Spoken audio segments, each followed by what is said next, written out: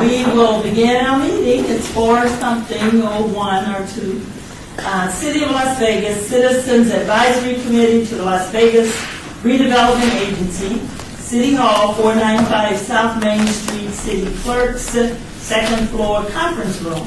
City of Las Vegas Interact address is www.lasvegasnevada.gov. Our agenda today is May 22nd, 2018. It is 4 o'clock. The items listed on the agenda may be taken out of the order presented. 2 or more agenda items for consideration may be combined, and any item on the agenda may be removed or related discussion may be delayed at any time. Backup material for this agenda may be obtained from Luann D. Holmes, the City Clerk, at the City Clerk's office at 495 South Main Street, second floor, or on the city's website at www.lasvegasnevada.gov. At this time, we'll call the meeting to order. We've done. Yeah. The announcements, compliance with open meeting law, we are in compliance. Yes, we are. Yes, thank you. The public... Madam Chair, roll call. Roll call. Thank you. Roll call, please. Chair Mathis. Present. Vice Chair Sylvain. Present. Member Mack. Here. Member Dykes is excused. Member Jones. Here. Member Clark. Present. Member Palacios is excused. Member Hill. Here. Thank you. We have a quorum. Thank you. The public comment during this portion of the agenda must be limited to matters on the agenda for action. If you wish to be heard, give your name for the record, the amount of discussion as well as the amount of time any single speaker is allowed may be limited. Do we have anybody speaking at this time? Seeing none. 4, for possible action to approve the final minutes by reference of the regular meeting of January 23rd, 2018. Do we? I'll make a motion To approve to approve the minutes from our last meeting. January 23rd. We have a second. Second. Member, please state your name. Daniel Hills.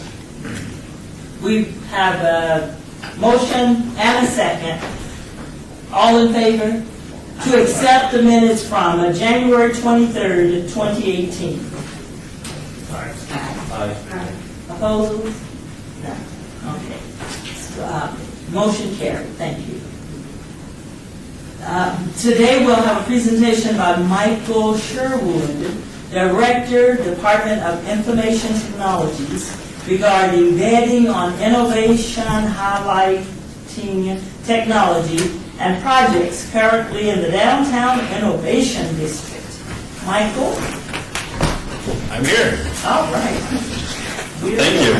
So I'll move up here. Well, you guys don't have to all move out of the way. No. I showered. So again, my name is Michael Sherwood. I'm the Director of Technology and Innovation for the City of Las Vegas. This is about a 60-minute PowerPoint. I'm going to condense down to you to about 25 minutes or less. I'm going to do my very best.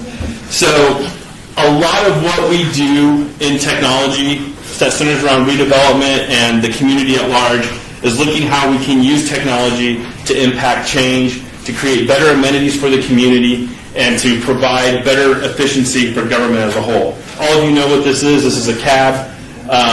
It's a service that 10 years ago was pretty much the only way to maneuver or navigate within the city. So some of you will know these objects. Some of them I will explain what they are. These were phone books. These were pay phones. Before cell phones, you would go to these and put money in and make a phone call. And before the cab would come to get you, you needed to have cash. Because if you didn't have cash, you couldn't get in the cab because they didn't take credit cards. And then this thing was a map. Because even though you got in the cab that we had in this picture over here, if they didn't know where to go, you had to be able to explain where you needed to go. So this is maybe 10 years ago, maybe 12 years ago. All of that was replaced by one device. It is your cash payment system now. It is the way you maneuver, you get map information, it's the way you communicate. So government as a whole needs to be able to embrace these technologies and really start finding ways to make new amenities that attract business to be developed here, for people to be here in the community and take part in it. So something big is really happening overall in technology alone. In the last 3 years, you can see the number of cities that are contemplating doing technology downtown. So technology in their urbanized areas, meaning having new technology for finding a parking space, having new technology for security and lighting. All of these things, governments are taking more and more time, and it's not where government can spend 5 to 6 years to catch up. All of you now have that, I call it the Amazon effect. You buy something and in 2 days you expect it to be delivered. Same thing with government. When you want a business license, you want to be able to get it relatively quickly. That's what separates our city from other cities. If we can start having innovation concepts and projects and systems that make life easier for everybody. Real quickly, 50 billion devices on the internet by 2020. There's only a 7.6 billion populace in the entire world. So that's roughly 7 items per household that, or per individual, that will be connected to the internet in some way, providing information. In the United States, 87% of the total population is already connected in some form or fashion, getting information and data from the internet. Something for you to quickly think about, the world's largest taxi cab provider owns no cabs, 0. The world's largest media content creator creates no content. We all create that for them. I'll skip down here to Airbnb, the largest hotelier company, owns no real estate. This is the new modern economy. This is the new modern society, and that this is what, when we look at innovation, these are the things that, how do we attract these type of new businesses or provide amenities that companies like this would want to become headquartered here, centered here, and so forth. So, to give you some background of where automation is going quickly, this is Flippy. Flippy's in LA. Flippy flips hamburgers. If you look at Las Vegas as a whole, 44% of the current population works in the tourism and service industry. Itemized robots like this now are prevalent in LA. In the next 3 or 4 years, majority of restaurants will use this machine to actually cook, flip, and process food orders. This is Amazon's warehouse in San Bernardino, which I went and visited. This warehouse is missing something. There's no people in it. All of this is controlled by robots, the majority of it. So I have a super secret picture that Amazon gave me that shows their next generation warehouse, some of the warehouses they're building. So this is it. And if you notice, the screen is black. Why is it black? Because they don't need lights anymore. The complete warehouse is completely autonomously automated by robots that don't need to see light. The only time the light needs to be on in the warehouse is when something breaks down and someone needs to go service it. So this is what's going to happen in our economy here, the service industry, between cabs going to complete automation, meaning autonomous vehicles. They're already here. You've seen the news. They're on the main strip now. They're testing autonomous vehicles. What will happen to our service industry, and what will happen to us as an economy and as a region if we're not prepared?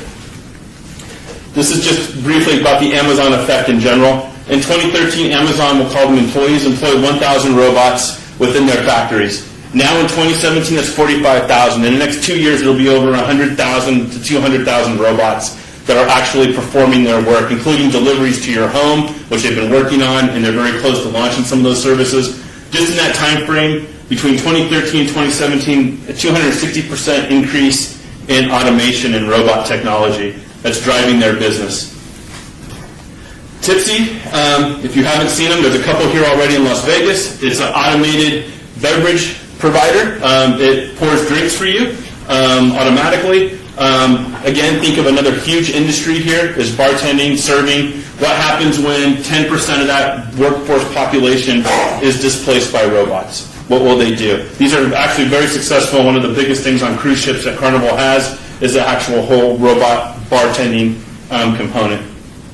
These are other robots, just to give you a quick idea of the technology that's out there. This one sweeps floors, mops, and waxes. This cleans solar panels and exterior buildings.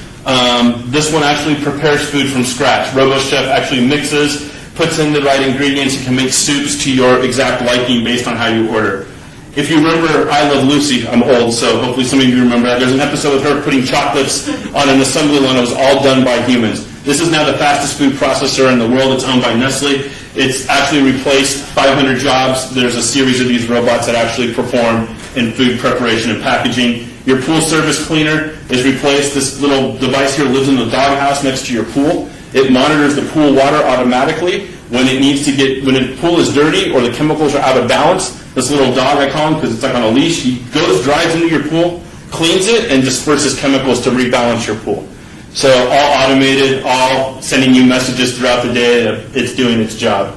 So what are we doing in Las Vegas as a community to embrace new technology, to help the community become more efficient government-wise and provide amenities that individuals would want to call Las Vegas home? So all of you have seen the ARMA. It's a great vehicle. It's been running successfully at the container park. Yes, I know you're all going to say it had an accident. It wasn't the shuttle's fault. And that was in the first day. Since that first day, it has been flawless in its performance. It's the future. It's here. We've been testing it. And the possibilities of what we can do with this technology far go beyond just one vehicle. Think about you can pontoon these and make a rail line. Something that California has tried from Sacramento to San Diego since I was a little guy a long time ago. They've gone from Fresno, I think, to Fresno. That rail line has gone nowhere because of the inability to build it and get all the right permits and the redevelopment associated with it. Imagine using current city streets that are already in place and using these paired together to be a light rail line that could easily be adapted and expanded or contracted based on the number of riders waiting at a stop. So we've been working specifically on intelligent traffic signaling, smart lighting, environmental, sensors that can grab data and produce data so we can make better decisions internally, and then we've talked about autonomous vehicles. So briefly, this is the Innovation District established in March 2016 by our City Council. It has focused initiatives, which we'll go into. It's a proving ground for really new technology to understand how this technology works in the community and to make sure it's scalable. If you look at the Innovation District, covers many sub-districts from arts to medical to the historic west side to business to government, and then the East Las Vegas area, and then sort of this other residential area to the right. So with a variety of different types of neighborhoods, different types of conditions, different types of jurisdictions that we're able to test these technologies.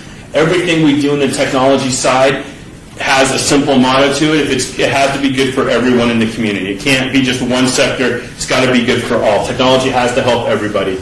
We've worked out some great industry partnerships. When you see all this, you're going to ask how much all this cost the city. Relatively zero. Most of the companies that are here partner with us because I'm a great guy. No, it's because CES is here. And so they want to test their technology in a real location and then bring their clients every June or July, and then they have a bunch during the summertime, and show them that this technology works. The latest industry partner we had is Dell NTT. They're investing $4 million to test their technology in downtown Las Vegas. When they test the technology, the city drives a lot of value from that. Number one, we highly suggest those companies stay in the downtown area, in the Fremont area. So the revenue from all the contractors coming in is here and stays within the area. We also ask, while they're doing the installs, that they bring additional, their customers and all that, to come see it, all stay within the Innovation District itself. We get a lot of free marketing as they publicize the great work that they're doing in their technology, how well it works. So we get all that information out of, and we get the benefit of seeing the technology work firsthand before we make any significant investment, which at this point we've actually just been testing everything and made no major significant investments in any one technology. Again, everything we do has to be scalable, means it has to be cost effective and cost obtainable to take it out of here and spread it across the entire city. We're not going to do anything that can only be sustained in one area and not be for the benefit of all wards within the community. These are our areas of focus that we focus on. These are kind of really based directly from City Council direction. Social initiatives, how can we use innovation to break the digital divide, to provide internet to more individuals throughout the community? How can we better adapt our homeless programs and social programs to ensure that they're working and to ensure that we can use technology to help individuals progress forward? Economic development, how can technology change or help spur economic endeavors downtown? Obviously, education is highly important, especially as the world of technology changes. How do we educate not only current individuals, young people, but all levels of society? Public safety speaks for itself. Mobility is how to get around the city, and obviously healthcare, again, self-explanatory. We hope that using innovation, everything we do makes life better for the community as a whole. So what does digitizing the city mean? It's providing real-time insights to individuals that are within the city itself as far as how can they do a better job dispersing resources. It's predictive analytics. So I'm going to talk about how we can predict a pothole before a pothole actually forms. How we can tell when a park is dirty before it actually gets dirty. So I have some examples of how some of that will work. What we want to get to is data-driven decisions. Versus right now when you think about how do you water your grass at home, is it based on data? No, it's based on a timer. And you based on what day of the week you're told to water. What if you could water based on when the grass actually was thirsty for water? Feed the grass when it's actually hungry. That's what a data-driven decision does. You can apply that to city-side operations would be, why go to a trash can every Monday if you only need to go to that trash can every 3 weeks based on if it was full or not, based on actual data. We want to increase citizen engagement. So using technology, how do we get more citizens involved with government and give them more opportunities to create new opportunity? Let me back up. How do we increase citizen engagement, providing them opportunity to interface with the government, how to get services, and how to maybe expand their business? And then everybody loves operational efficiency. If you're Scott Adams, you want to do more with less. That's where operational efficiencies come through to the city. So I'm going to give you a quick live demo. I'm going to walk over behind our nice city attorney. Keep me out of trouble. So I want to give you an idea real quick. This is a map that you see on the screen. This is a real-time map of downtown Las Vegas in 3D. What you're seeing on here, we have receivers downtown that are picking up signals from vehicles, most likely Audis and other connected vehicles that provide information openly. And what kind of information do they provide? I'll show you here. For those of you that have a newer car, this is called traction control, so TCS, traction control system. We also get information if your ABS brakes go off. But what it does is it tells us on here that, hey, this last time it was raining was April, so that's why this date's here. If we click on this message, it actually takes us to the roadway and tells us how fast the car was going, tells us the date and time of the vehicle. Again, you're all going to probably ask the question, this is Big Brother Watch This. No, this is not tied to any individual in person. All it's tied out to be like your Bluetooth address. So nothing that we tie back to a person. It just tells us that a person at this time, or a vehicle more specifically, its traction control system had a problem. So we can derive, when we get a traction control message, one of two outcomes occurred. One, you have bald tires. So if we see the same vehicle driving around and it keeps getting TCS messages, most likely they have bald tires. If we get a variety of cars with TCS on that strip of road, now we know that the gravel or the pavement part is becoming loosened and that the tires aren't grabbing properly, which is generating a TCS message, which actually now gives us the ability to start understanding a road that's deteriorating before the road actually physically deteriorates and you see it. So we're getting data ahead of time before a condition occurs. So we can take it a step farther what the future will be. As I turn on these additional insights here, you see blue for police, yellow, green for the hospital, and obviously red blends in with the red alerts, but red for fire stations. So what we're looking at in the future is, imagine if you're in an accident today and your life is, you sustain life-threatening injuries. The only way you get medical attention is by a good Samaritan coming by, using their cell phone and calling 911. Generally providing misinformation, information that's not accurate, and information that causes delays in getting emergency responders to you in a time of crisis. Generally, you have anywhere from 10 to 30 minutes to get life-saving support in a major traumatic accident before it's too late. With this type of situation in the near future, we will look at doing is the car would give us, just like you've had OnStar or heard of those different types of technologies, your car would automatically put out an alarm that it was airbag deployed or that it was in an accident. We would know the speed and the direction of your car as well as the location. We'd be able to generate a 911 service ticket automatically on the fly and start the emergency dispatch process within that first 60-second window. On top of that, based on the speed of the vehicle and the number of airbags deployed, we'd be able to then query hospitals to look at what hospitals would be available for a level 1, 2, or 3 trauma patient, knowing based on the accident that these might be the locations you go. So the faster the speed, the more airbags deployed, we realized that would be a higher trauma level that we would need. So we would actually be able to let the hospital know ahead of time that a trauma patient would be coming in, was in a vehicle accident at this amount and this speed, and this is what occurred. So that just gives you a quick idea of what we're doing in that regard. We use different data sets here. So you see air quality. Can we look for correlation? Are there correlations with the street and traction control messages based on the weather, which is down over here? Is there any correlation between speed of flow of traffic, air quality, and different components? So we use this as different data sets to actually understand what's happening in the environment. So I'll switch from that. That was in case my live demo didn't work. I always have a backup plan, so it worked. So here's some of the data that we get. This is downtown that we get right today. This is a camera deployment, and we use this for several things. Again, this is another data set of data where we're looking at the road, and we see heat maps of where cars are actually on the road. That helps us with understanding where of the road, also helps understand different aspects of where vehicles actually are transversing onto the road itself. This is over by the Bonneville Transit Center. You can see the top camera is a security type camera, mainly looking at the area for situational awareness. These cameras here, one camera looks at the intersection and counts the number of individuals that walk by. This one's looking at parking spots to see if they're available or not available. This is one of our street lights that we've been experimenting with. I think we have about 20-some deployed. The street light provides free Wi-Fi. It has battery backup. It has a camera. It has a light.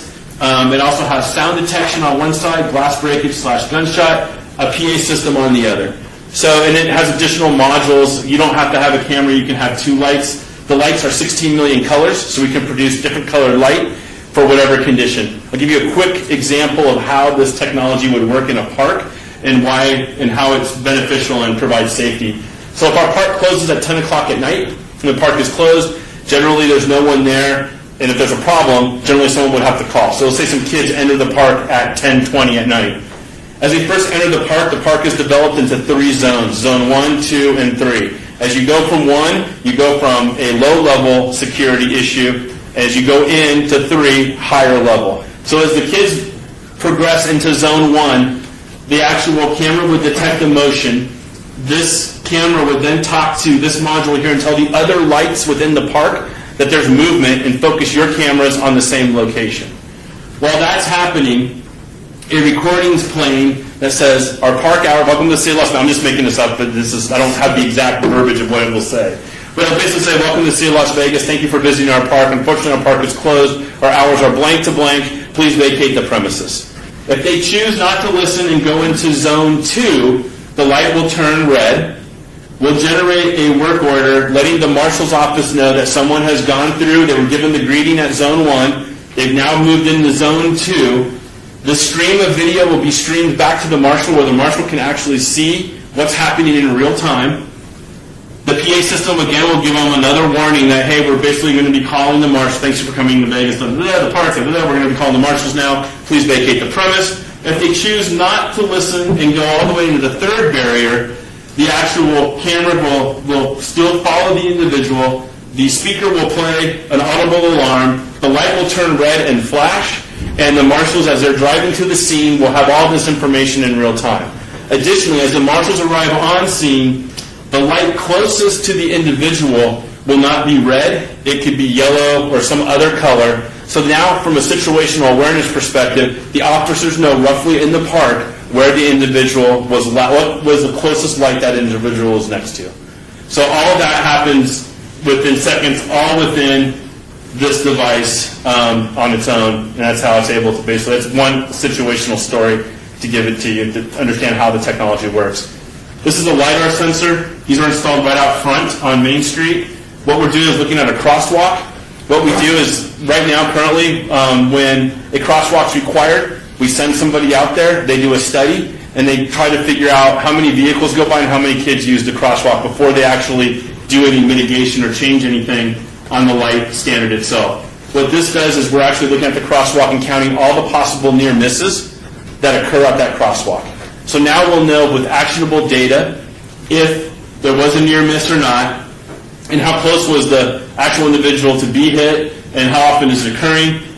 You'll ask, why are these cameras here? Because we don't trust the technology yet. So every time as we're collecting this data and it detects a near miss, we're taking a photo to validate that the LiDAR is working properly and that we are getting accurate information. But really this is about pedestrian safety and making safety for pedestrians to go across the street better for them. And hopefully as we go forward that you'll tie these into the lighting system and change the light from green to red if we see an oncoming car coming, so that way the person doesn't go into the actual intersection.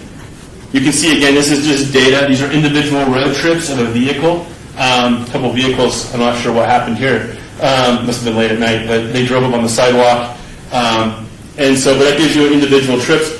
From an economic development perspective, this graph here shows you the number of vehicles that are going on this intersection. I think this is Bonneville, Bonneville South Casino Center. It gives you an idea of the number. We can tell you how many cars per day, number per hour, typical 30,000 cars in a week, busiest day, busiest times in total from the time the sensor was installed. So think about how cities do that now. So every 3 years or so, you see this person in a lawn chair with a hat, and they have a clipboard, and they have a little clicker, and they count the number of cars.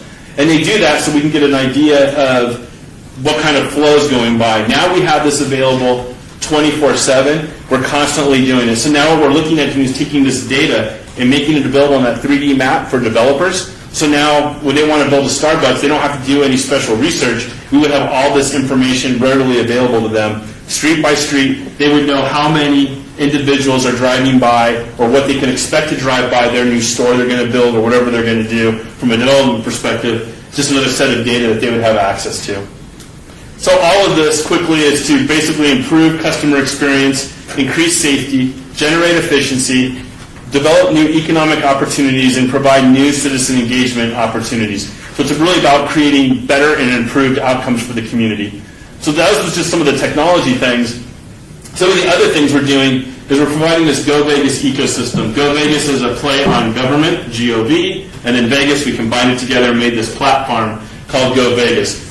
So not only do we offer our traditional web-based services that every city has a website, you go log in and do that. We have a mobile phone platform as well. But what we're trying to do is do new innovative things to help the community out. So if you're a cord cutter at home and you don't have cable TV anymore but you have internet, you can still watch city council meetings live through our Apple TV, Roku, and Amazon Fire TV offerings. So we took Channel 2 and made it available through that platform. We're doing free Wi-Fi throughout the downtown area, and we've been developing new services so that you can pay your sewer bill with an Amazon Echo. So you can ask it, how much my sewer bill? It'll tell you the sewer bill, and you say pay it, and it will pay it for you.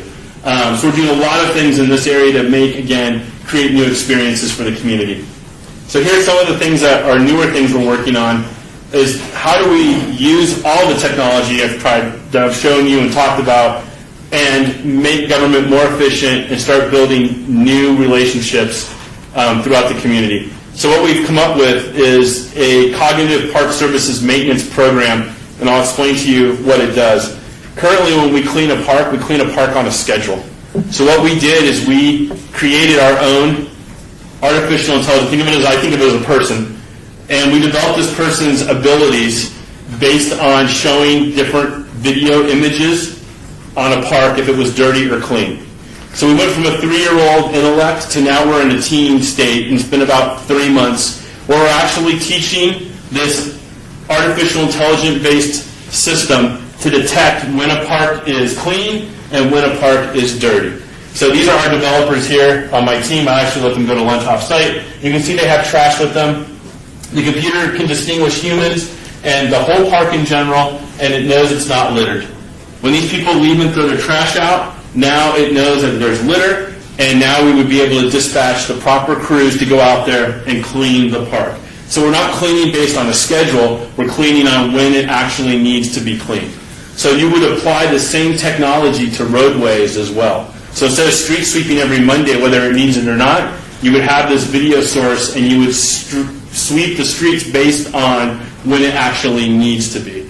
So the next step in this training process is we're training it to understand where there's graffiti, so it can look at this and say everything looks good. If somebody tries to put graffiti on there, then the camera would alert us. And again, it creates a new experience. Whenever you go to the park would be clean and it would be graffiti free, because we would know about it ahead of time, and prior to a citizen then calling in, we would know in advance. So this is all automated, and it really won't, it uses technology we already have. It's able to work continuously and actually work on keeping the city looking as beautiful as it should.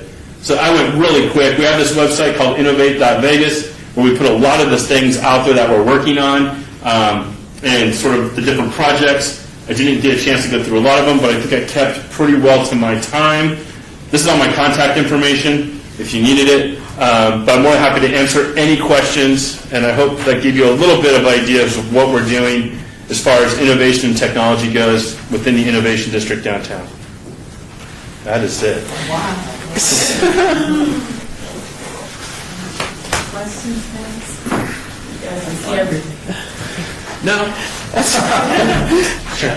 Yes, member. What is being done to help the individuals who are going to be displaced by technology? Oh, I'm sorry, OSMAC member. So, Member Mack, we are doing a lot as far as what the city can do. We're working with other departments within the city, so our youth development and social innovation. That's it. We're working with them as far as partnering on educational programs.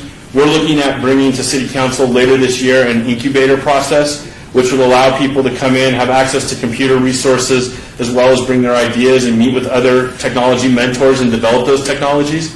We're doing a lot of education. We do a lot of this presentation.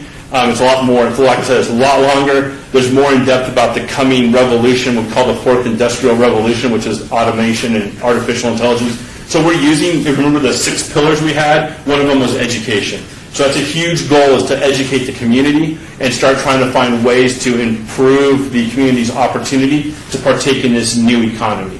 And so for as far as actual programs today in the field, other than our website and some of the videos and some of the education we do, me going around and talking about it, we're still working on advancing that. We've only been, so what I'm really proud about is I've only been with the city for 2 years.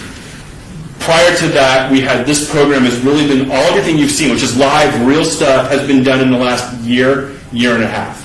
We are by far right now, and you can all be proud, Las Vegas is probably #1 in smart cities. Maybe not #1 in talking about it, but we're #1 in actually having real content, real systems, real tests going forward. New York has a bunch of kiosks. They actually have things in the ground and are doing some things, but not on the level that we're doing. We were the first to have the first autonomous shuttle. So all those things help educate the community and really start, the more we can do as a society locally to talk about these technology items and start preparing and embracing them being in our city, the opportunity that companies will come here to test their technology, which means local jobs, local opportunity. So the more we can stay on the forefront, the better it is for the community at large. It also helps attract, well, we haven't had any huge success stories yet. I'm hoping we'll have one sometime this year, but to get a company to relocate and actually set up shop as a technology-based area. And start, another reason, a lot of reasons, again, why we want to educate and talk about this technology is we want companies to think about Las Vegas as a great place to come and have fun, a great place to live, but a great place to have your business and your technology business. We want all business, but I want to see some high-tech business be here. Thank you. You're welcome. Yeah, Member Clark, I got a comment or a question. I guess I'm glad I'm grown up and I'm no longer a youth, because hanging out at a park after hours, the kids will not have that luxury. I don't know who. I guess I'm thinking back to my youth and sneaking into a park after hours, hanging out with friends, right? But that's a thing that'll be a thing in the past. I guess so. Moving on to that. Sorry, I had a moment of childhood. I used to have to come home when the streetlights came on. I remember those days. So, anyways, Question on the data that you mentioned would be available, when you said it would be available, but who would it be available from? Like you mentioned Starbucks would be able to get information. So we have an open, so member Clark, correct? Yes. Okay. We make the majority of our data sets right now open to the public. So Vegas is number one in open data, meaning we provide all these data sets. We do it for several reasons. Number one is transparency. Whatever we collect, we're producing, it's available to the community at large. That's for the transparency. I have more of the open data to be used by Waze and other development companies. Again, if they can build a service here and use our data to create new experiences that make your life better, do you want me to create those, or do you want a private company that's able to create and envision things and do things that I can't do?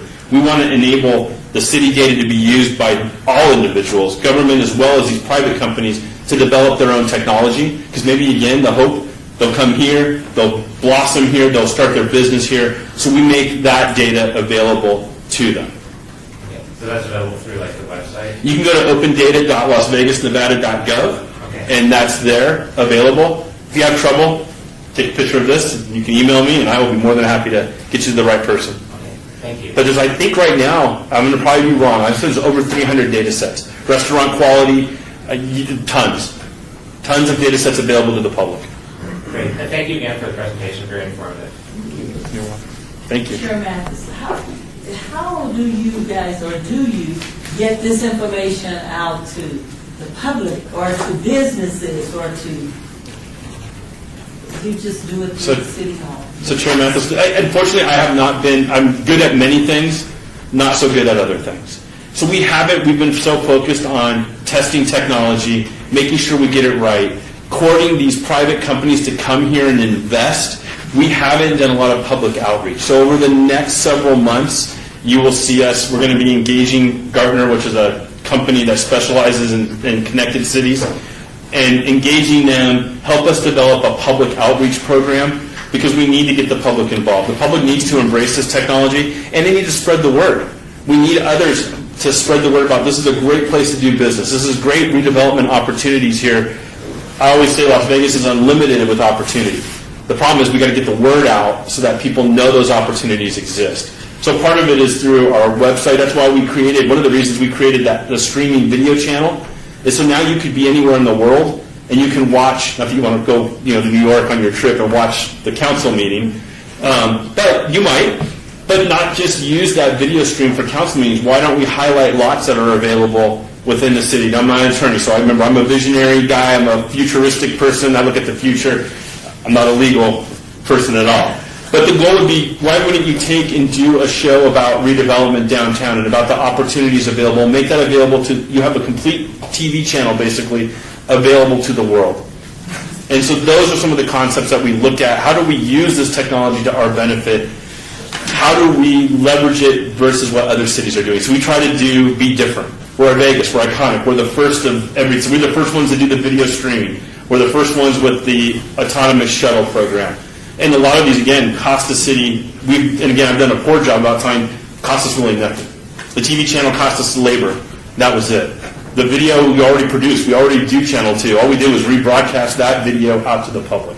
But then there's educational opportunities as well. So we're looking at using the video service as what if we also marketed like the medical district and provided it to the schools as well, so they could get doctors and talk about medical programs and educational opportunities. So there's huge, vast amounts of resources. We call all the data oil that we're basically digitally pumping out of the ground, and then the key now is to refine that oil into gasoline that has a tangible value. So if we can provide better data to developers so they'll redevelop, that's what we want to do. If we can provide better data to schools and children so they can focus their ideas on the future and provide equal opportunity to education, that's what we're going to do. Whatever we can do to equalize the playing field and make Las Vegas that standout community that drives people to want to live, work, and play within. So, building community to make life better, kind of those concepts focus, everything we're doing focuses around that premise. Hopefully that answers your question. Dan Hill, member. Just taking as one example the streetlights. What is the driving, deciding factor of when we're adding more, where they're going? So we have a pilot program, I think you said about 20 streetlights. Now we're coming back and looking at, has there actually been a reduction in crime in that area, et cetera? I mean, what's guiding the decision of when to move these from pilot into expanded use? So, Member Hilda, to answer your question, and Mike, I probably haven't done my name as much, sorry. Michael Shore, Director of Technology. The first step is proving the technology works. So the light example, we've now proven that out as it works.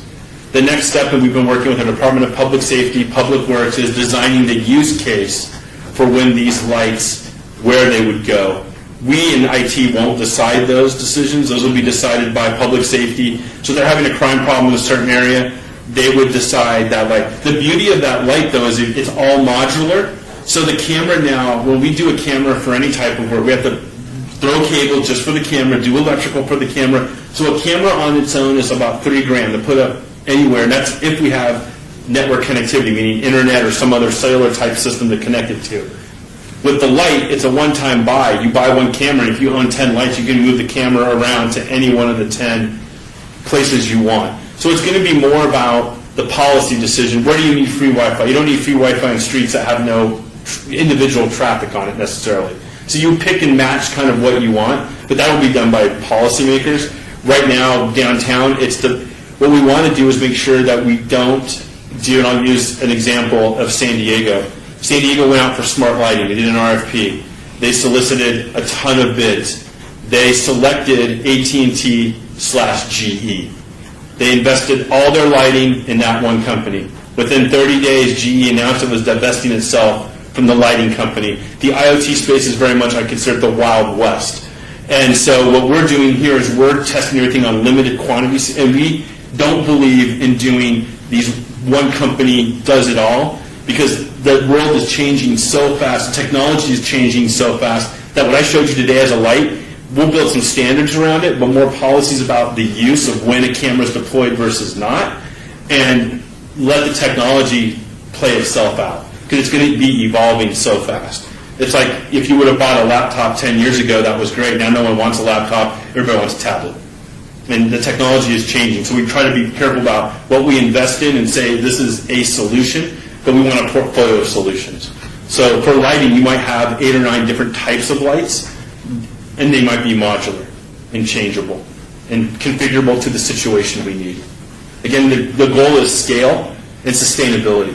You can't put all this technology in and have no way of self-paying for it on the maintenance program, because once it goes in, its lifespan, like a normal streetlight today, when I was a kid, go back to like the childhood analogies, when I was born in 71 until I left Irvine in 89, that light was still, mercury vapor was still there. It had a long lifespan. The streetlight I showed you, maybe at best. The light itself, 20 plus years. The cabinetry and all the technology in there, the Wi-Fi and all that, 3 to 5.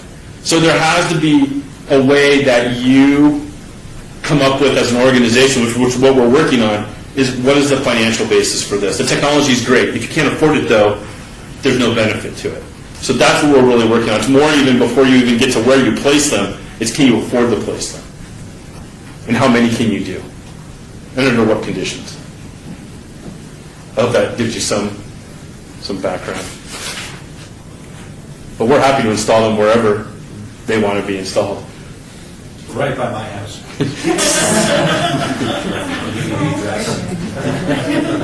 And there's other uses for the streetlight. To give you examples of how it can be, just because I went quick through them. Just imagine a walking trail at night. Right now, streetlights are burned like in the old days. I'm going to use that now forever.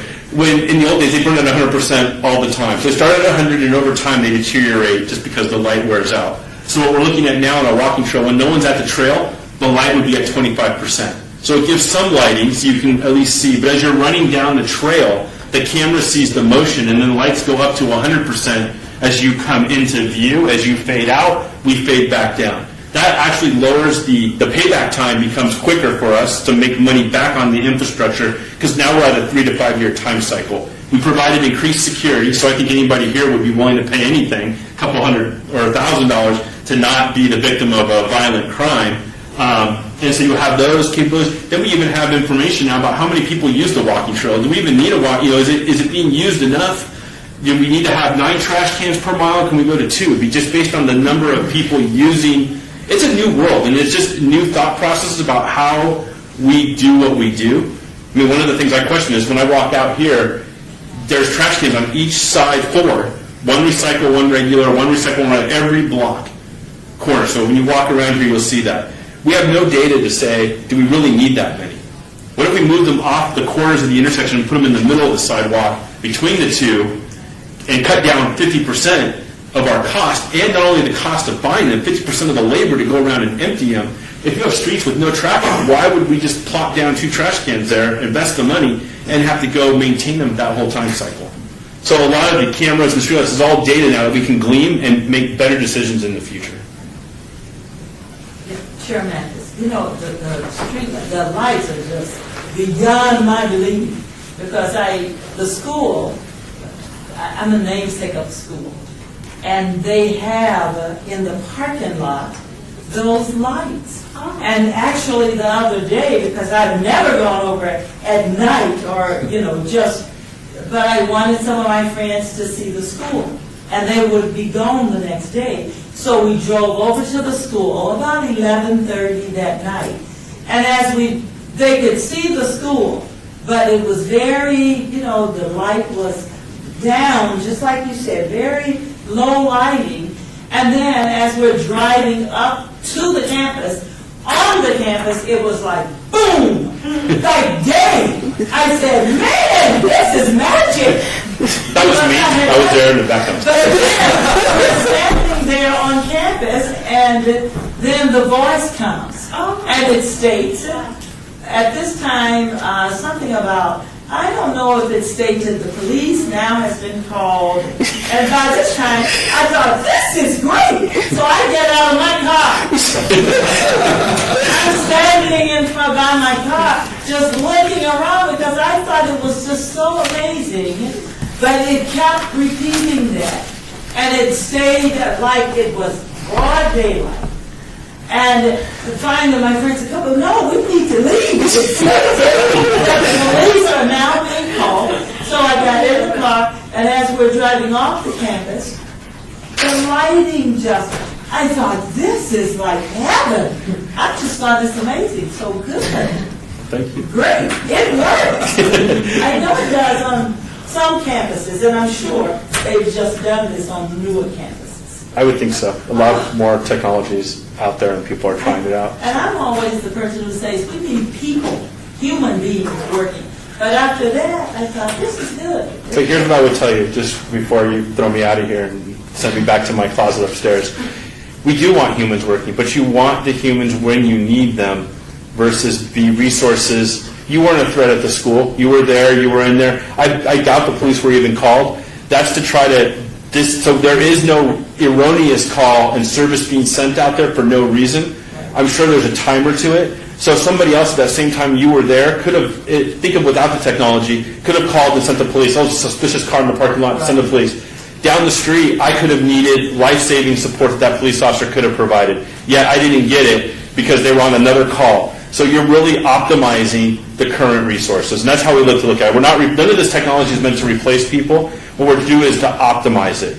The thing that we all need to worry about and be cognizant of is that the workforce is changing. We need to help as a community and a society start preparing people for the jobs that are going to be here to service all these robots and to work on AI and those type of things. I'm not worried about the silver tsunami that they call everybody going to retire and leave the city with no workforce. I'm more worried that we won't have the skill sets to be able to operate this technology. You'll have street sweepers that don't need a driver anymore, but you'll need to maintain the robotic street sweeper in some capacity and program it and know how to operate it. So, no, you're not getting rid of people. We're just going to refocus where they go. Thank you, Mr. You're welcome. Thank you very much. Thank you. Okay, that's exciting. Now we're going to have a presentation by Jason Thompson, Deputy Director, Department of Economic and Urban Development, regarding major redevelopment projects. Oh, you're leaving? Good afternoon, Chair, members. For the record, Jason Thompson, Deputy Director of Economic and Urban Development. I hate to follow Michael's presentation because he's one of the best presenters we have in the city. He's amazing. So I'm going to open up my presentation real quick. That's because he's a robot, right? He's awesome. Yeah. He's great. I'm going to make sure this works before I start.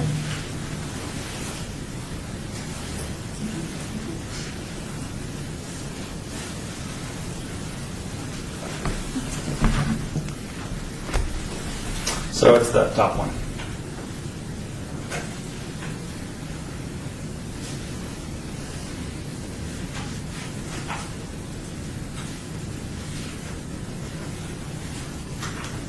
Make sure I know how to use this. All right. So I have the distinct pleasure of presenting to you guys, and ironically, Shawnee and Jeff work. I work with Shawnee and Jeff in redevelopment, in the economic and urban development department. So, by way of kind of giving you a basis of what we do, because economic and urban development sounds really foo-foo. At the end of the day, what we're really trying to do is create jobs in the city. The bulk of what we do is centered in the downtown area. So our mission is to partner with businesses, developers in the community to provide incentives to help businesses expand or to bring new businesses into the downtown area, i.e. create jobs. So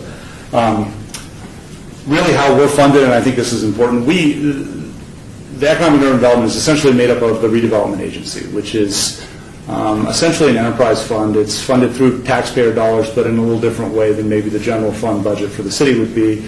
We're essentially funded by tax increment revenue, which is in the redevelopment areas. There's a base of property taxes when the redevelopment area was formed, and any incremental value that's created over a period of time through new development or just through appreciation of property values, essentially roughly 82% of it, so to speak, comes back into the RDA. There's 18% set aside for housing and education. And then our responsibility is essentially to take those funds, those property taxes, and reinvest them in the community to create jobs.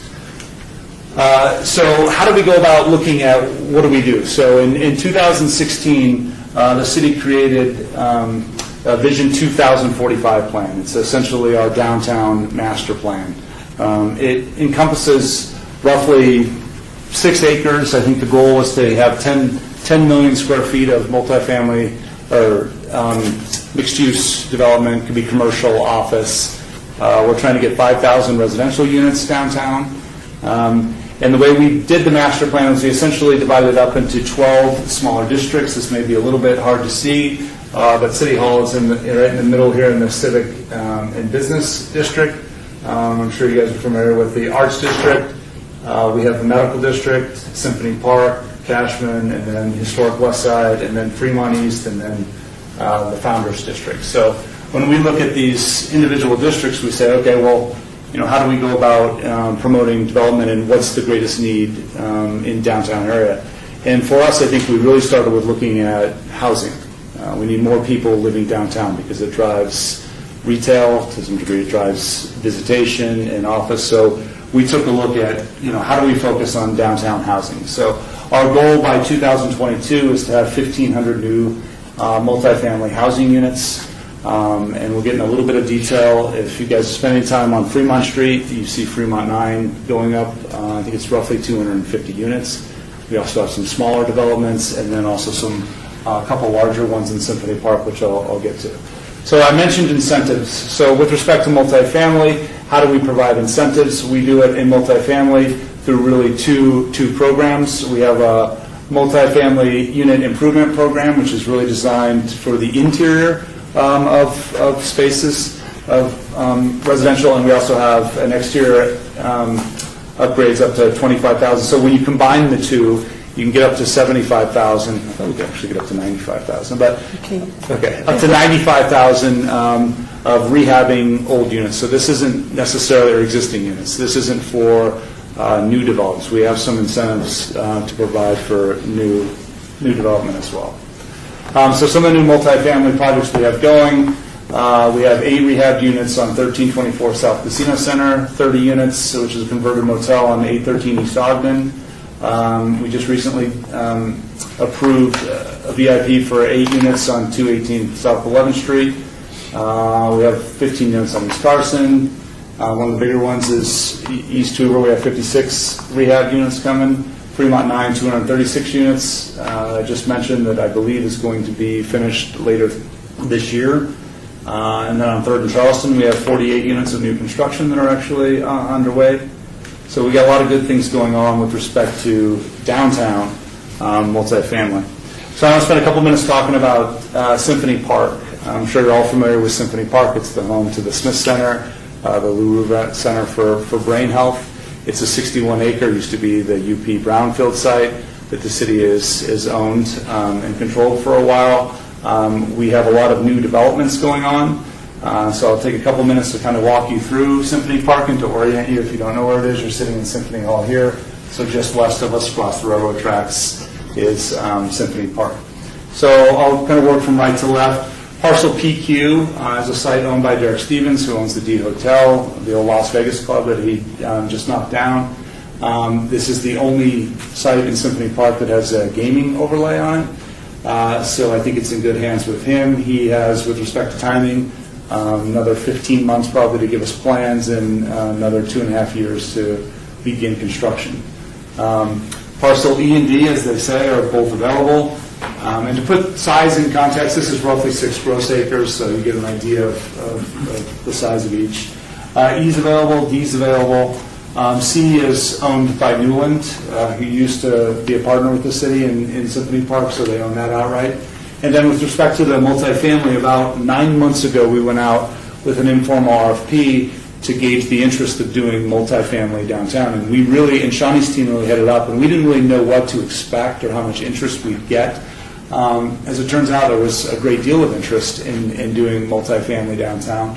And so what we have, and we've actually, both of these have gone through City Council. On parcels F and G here, right in the middle, right across from the Smith Center, a group called Sutherland out of Nashville, Tennessee, is going to do 300 units of multifamily. And what makes this multifamily maybe a little unique from what you've seen in the suburban areas is the fact that it's a wrap product. It's the Humphrey-style Texas wrap, if you're familiar with that. Essentially what that is they're building a parking structure in the middle and building the residential units around it. So you won't be able to see the parking because there is really no surface parking in Symphony Park. So it'll be all self-contained within the units. So I think they plan to break ground in about a year from now. They're working on their entitlements now and should have in the next 2.5 years that development done. This one, very similar in size, is a group called Aspen Heights out of Dallas, Texas, doing the same type of product right along the railroad tracks here. So we're really excited that we're going to have 600 new units of multifamily in addition to the 250 units on Fremont 9 and the other projects. So we're well on our way to reaching our goal of 1,500 units by 2022. So kind of finishing up what's going on in Symphony Park, we have 2 parking garages that are breaking ground in July. The one on parcel B here is going to be roughly 680 spaces, and the one here on parcel L about 550 spaces. So we'll have close to 1,200 spaces of new parking to help facilitate some of the development that's going on here. Again, those are scheduled to break ground in July, should be finished by July or August of next year. We are under an E&A exclusive negotiating agreement with a non-gaming hotel on parcel B. I'll tell you why in a second, why we think that's a really great development for Symphony Park. And then parcel JK are available, and parcel A2 is currently owned by the Cleveland Clinic. So we have in the last year come a long way in promoting development and actually have some real deals going on in Symphony Park, so we're real excited. So we just took through council a term sheet for an expansion of the International Market Centers, which, as you guys know, are located here. They're the 3 big buildings that are there. It's a 350,000 square foot exposition center that will be essentially what is the parking lot there. The garage is actually right here, to put it in perspective. But it'll be a year-round convention center. It'll be not only accretive to what they do with their furniture mart, but will be great for the city as a catalyst to drive trade shows and other events on a daily basis to Symphony Park in downtown. So we're really excited about this deal. We hope to get through council sometime in June with the actual agreement. So this, with respect to incentives on how it's being financed through tax increment financing. As I mentioned, the RDA is essentially funded by this tax increment revenue, so one of the incentives we can provide back to developers is to essentially give them back via rebate what they've paid in, right, in the property taxes. So for them, the city, it's roughly a $100 million project, $75 to $100 million. The city is putting in $30 million, but not putting it in up front, but putting it in through rebating their tax increments over the next 25 or 30 years. So the medical district, Shawnee is actually much more qualified to talk about the medical district than I am, so I'll do my best. So the medical district was formed, I believe, in 2015, is that right? The original was formed in 97, But when's the master plan formed? 2015. 2015, I gotta go plan December. that, so I apologize. I won't pretend to be as good of a presenter as Michael. Nor is this information quite as exciting, but. All right, so some of the facts of the medical district. It's 685 acres, of which 485 are developable. It has 7 million existing square feet. It has Nevada's only level 1 trauma center, a level 2 pediatric trauma center, a burn center, and a transplant center. There are 1,200 existing residential units, roughly 15,000 employees, 4 hospitals that see 180,000 patient visits each year and have 2,200 practicing physicians. So ultimately, the medical district will projected to have 20,000 jobs and have an annual impact of $3.6 billion to the community. Really at the heart of the medical district, you have UMC, you have Valley Hospital, you'll have the new medical school going there. So we're really excited about what's going on in the medical district, and we really see it as a bright spot in really the future of development in the city. Another development we have that you should all be familiar with is the Cashman Center. The LVCVA used to own the Cashman Center until earlier this year. They deeded it over to the city, so we now own the 50-plus acres at Cashman. The 51s, the minor league baseball team, have been there for years and years. They are now moving out to Summerlin, probably early next year. So the only tenant we have now is the new Lights, the USL, the minor league soccer team, which has been very successful. They're drawing roughly 8,000 people each game. So we now have this 50-acre site, and we have to ask ourselves, well, what are we going to do with it? I think ultimately you might see that as a mixed-use facility, whether it's a sports-centered mixed-use facility. I know the city would love to have Major League Soccer at some point if minor league soccer can prove to be successful, or we can do redevelopment, mixed-use development when the time comes. So in the past year, some of the developments downtown that we've done with the Eclipse Theater, the new Nevada Appellate and Supreme Court, the Neon Museum's expanded, the Mob Museum's expanded, Millennial Esports have gone in, and we just recently participated in the Fremont Street Experience renovation. It's going to be roughly a $35 million canopy renovation. They're going to put new lights and hopefully continue to draw visitors. One important note of downtown that's really, I think, changed over the year, we had roughly 24 million visitors to downtown Las Vegas, which is slightly over half of all the visitors that are coming to the city of Las Vegas. So downtown has really seen a resurgence and really a burgeoning of development and visitation. So we're really excited about what we've got going on. From a retail perspective, there's Starbucks, Comet Kitchen, my favorite, Esther's Kitchen on Casino Center and 3rd. So a lot of development going on by downtown project, essentially going on Fremont Street. You start heading east from Las Vegas Boulevard all the way really down to 9th Street and beyond. So I mentioned some of the incentives we have. We are in a redevelopment area, so we have tax increment financing.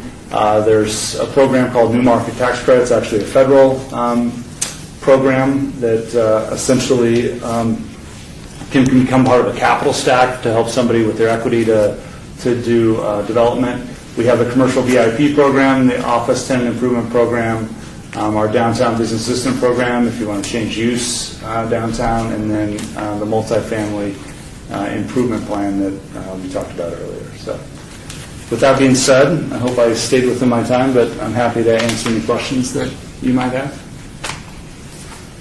I know that's not as exciting as technology and Big Brother stuff, but It was just as exciting. I didn't do the medical district. I apologize to Shawnee. She's the master of the medical district. Daniel Hill member, what is, I seem to remember, like maybe back in 2009, 2010, there was a residential drive to try to get people to move down here. What has something changed, or that we're actually gonna? Because it was like the cart before the horse. There was, well, we can't move downtown because there's no amenities, and then I guess I'm just being an armchair analyst here, but there are no amenities being built because there are no people. So how are we getting them to move down?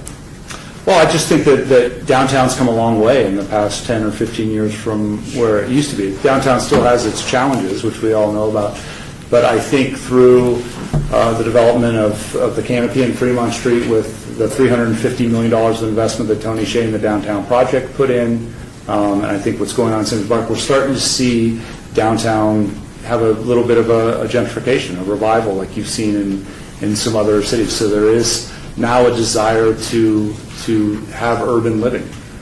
It's not just the suburban sprawl that we see anymore now. And we are somewhat confined by land and everything else, but really there's more of a desire now to live downtown. Certainly the millennials are open to the urban living. I think the empty nesters are open to it. So we're starting to see more demand, and downtown is now more appealing to live. It's more walkable. It's safer than it was, maybe 10 years ago. So, I think a lot of those factors kind of combine to saying, well, it is an attractive place to be. And it's also, we have to deliver product. In the past, there wasn't a lot of product, an appealing product for people to go into. The Jewel, the Ogden, they were all for sale products until they were rented during the downturn, and now they're being switched back to for sale products. So there is a huge demand for rental product, and probably even more of a demand for more for sale product. So we actually think, I will say about Fremont 9 is that their waiting list to get in, and their pre-leasing list, they've done exceptionally well. They won't have any issues when it's open. So we really do believe there's a demand for much more even than the 1,500 units we're trying to bring online in the next few years. Now you bring a good point about amenities and services. One of the things that if you ask anybody, what do we need downtown, it's a grocery store, right? You need those services and those retail amenities that we've talked about. So one of the things I didn't mention in Symphony Park is our focus on the retail. So in the parking structures, we'll have roughly 20,000 square feet of retail space, 15,000 of which we're trying to leave open and trying to recruit a small grocer to come in to provide that need that we know is downtown. And we're also trying to create probably another 40,000 square feet of retail within Symphony Park to really make it a walkable community where you can live, work, play. I mean, that's the ultimate goal of any downtown, is to be able to combine those three, where you don't necessarily have to get in your car to go anywhere. And we didn't talk a lot about transportation efforts, but as Michael mentioned, we have the autonomous shuttle, we have the downtown loop that will get you around. Ultimately, we'd love to have the light rail come from the airport up Maryland Parkway down Carson into the medical district. So part of having a successful downtown is solving for the walkability and also the transportation, giving people alternatives to getting in the car, because as you know, one of the real challenges we have downtown is parking. It's a constraint to development, but the lack of parking also signifies the need to come up with alternative modes of transportation and create that walkability. Any other questions? All right. Thank you very much. Thank you very much. Please take note of your possible meeting copies, because the next one is discussion regarding copies of future agenda items by the committee. Comments made during this portion of the agenda by individual members shall refer solely to proposals for future agenda items, and any discussion shall be limited to whether or not such proposed items are within the purview of the board and/or whether such proposed items shall be placed on the future agenda. No discussion regarding the substance of any such proposed copy shall occur, and no action shall be taken. So, as we look at our topics, guys, is there any statements of maybe change or order? Chair Mathis, Jeff McGeechee for the record. I just wanted to clarify, the list is, constantly changing as we get from presentations, but the ones with the asterisks on there have not been rated by the board. I think a couple meetings back, I'd sent out a list to everybody, got some feedback from everyone, so there's no rating associated to them because there was not specific interest indicated in those at that time.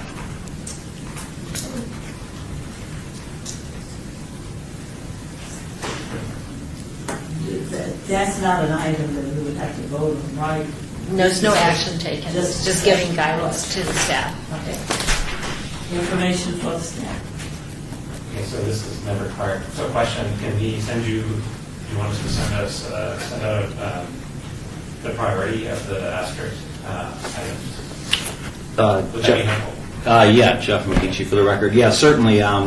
We've done it, I think, a couple times over the last couple years, maybe about every other meeting or something. I've sent it out and just asked for feedback from the different board members. And as I get that, I incorporate it into the list and prioritize based on what I'm receiving, just so it's provided to you at the meetings. So yeah, any time you do that, or if you request, I could send it out after this meeting as well for you guys to take a look at. Maybe have a little more time to think about. And so would we make a motion to? There's no action. No action, okay. After this meeting, I will send out the list to all the board members and request feedback. And I would just ask that make sure you respond directly to me so as not to engage the board in some sort of a discussion. Correct, Councilor? So for the new board, Terry Fonticello, Assistant City Attorney, the reason why Jeff McGeechee had mentioned that is that through your email communications, should you engage in dialogue with all the board members, that would be a violation of the open meeting law. So please respond directly solely to Jeff on whatever the questions you're going to be sending him. Thank you. Okay. Citizens' participation at this time.